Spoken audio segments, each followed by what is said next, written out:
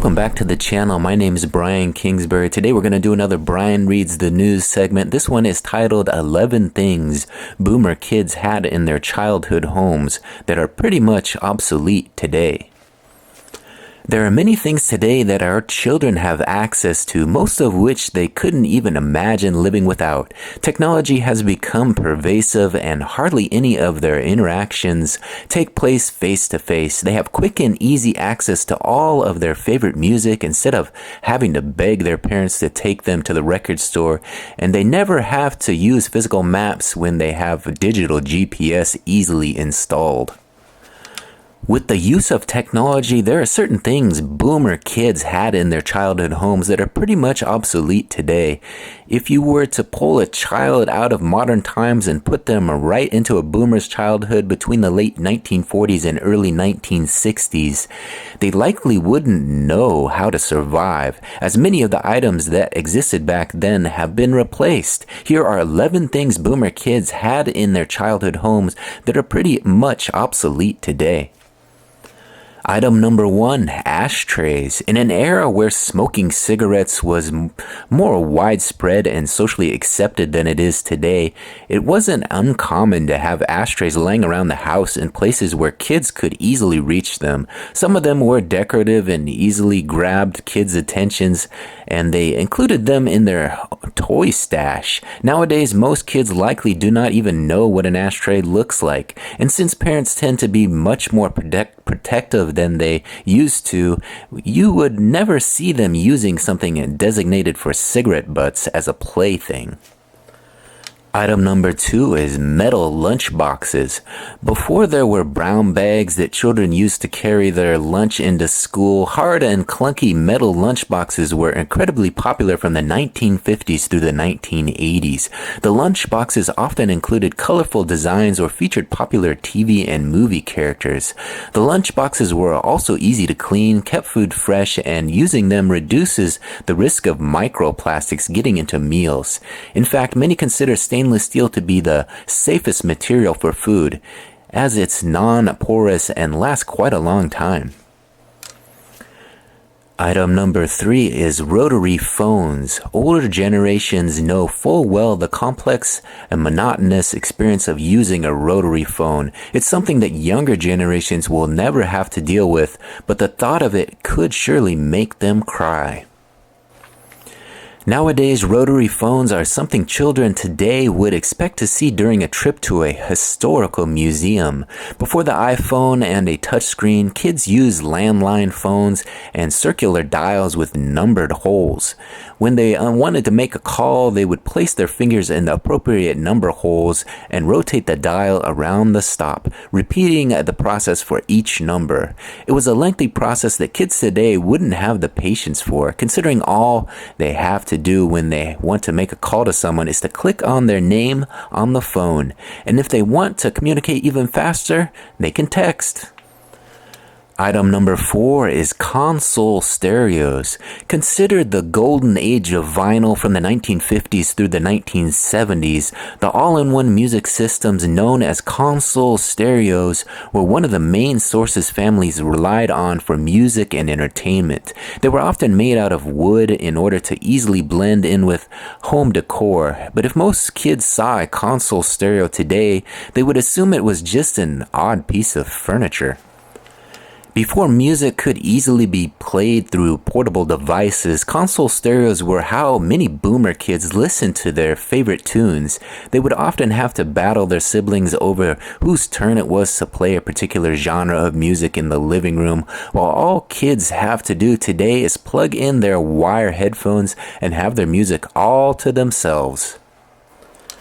The next item is water beds. Believe it or not, there was a time where kids would literally sleep on water. Water beds became popular in the 1970s when new at the time research revealed that it may be improved posture and sleep quality, countering the exact weight and shape of a person's body to provide total and even support. However, over time, water beds became more of a nuisance than a solution due to their leakage potential and moving difficulties. While everyone sleep needs will vary. Experts from the Sleep Foundation recommend mattresses that are all foam, latex, inner spring, and airbed, just to name a few. Item number 6 is Tang Drink Mix. Tang was a powdered mix drink that was fortified with vitamins and minerals and first hit stores in 1957. It was marketed as a healthier alternative to freshly squeezed orange juice. All you had to do was pour the powdered mix into a pitcher of water, mix it, and serve. Tang was viewed as a great source of calcium and contains 100% of daily value of vitamins. However, by the 90s and 2000s, sales of Tang declined rapidly as kids shifted to newer brands and nutritional drinks. Item number 7 is floppy disks. Floppy disks were a form of portable storage media primarily used from the 1970s to the mid-1990s. They were thin, circular disks that were coated with a magnetic material that made it possible for them to store digital data. Before features such as a Google Drive and Microsoft Word, boomer kids would insert them into their computer's disk drive to read or write data. Thanks to all of the technological advancements that have allowed us to easily save important information, floppy disks have pretty much become obsolete in this day and age. Item number 8 is paper maps. Before GPS technology became widely available, boomer kids relied on paper maps for directions. These maps detailed just about every location and how to get there. When the need for travel increased during the 1900s, so did the demand for printed paper maps. To test the accuracy of the paper maps, people explored with hot air balloons, kites, and even strapped small cameras to pigeons to get an aerial view of specific locations. In 1990, mapping was made easier with the introduction of the Global Positioning System, a satellite navigational system developed for military purposes.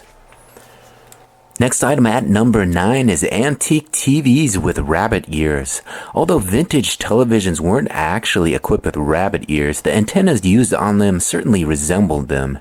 They were known as dipole antennas that were commonly used for indoor TV reception. Before TV signals switched from analog to digital in 2009, broadcasters relied on VHF or UHF frequencies to send signals to viewers' antennas. Today, if kids saw antique televisions, they would probably be confused about a device like this in someone's home, perhaps even thinking they are some sort of robotic rabbit, since most televisions don't even come with antennas anymore. At number 10 are typewriters. The first typewriter was invented in 1873, long before the first boomer child was even born. However, they were still widely used up until computers became mainstream in the 1980s and 90s. Word processing software offered more ease of editing as opposed to the bulky keyboard and little room for deletion on typewriters. There wasn't a copy and paste option that made getting unnecessary work done more efficient. There was a lot of whiteout used, to be sure. And while some people opt to have typewriters in their homes today, they are merely an artifact or accent piece, making them one of the things boomer kids had in their childhood homes that are pretty much obsolete today. And the final item at number 11 are penny candies in glass jars. During the 1950s and 60s, if you walked into a diner, pharmacy, market, or ice cream parlor, you'd likely spot a glass jar filled with little chocolate candies. Individually wrapped, they got the name penny candies as they usually cost just 1 cent to purchase. The first penny candies in the United States were sold in 1907 and became popular after being a staple in the F.W. Woolworth Company's five and dime stores. But once Woolworth stores closed in the 1980s, that popularity died out. There you have it, 11 things boomer kids had in their childhood homes that are pretty much obsolete today. If you like this sort of content, don't forget to subscribe to the channel. Go on up there, hit that subscription button, ring that notification bell, and make these videos a regular part of your day. If you could do me a big favor, now that you've made it to the very end, give this video a big thumbs up, like this video on your way out, and don't forget to leave me a comment. I look forward to hearing from you.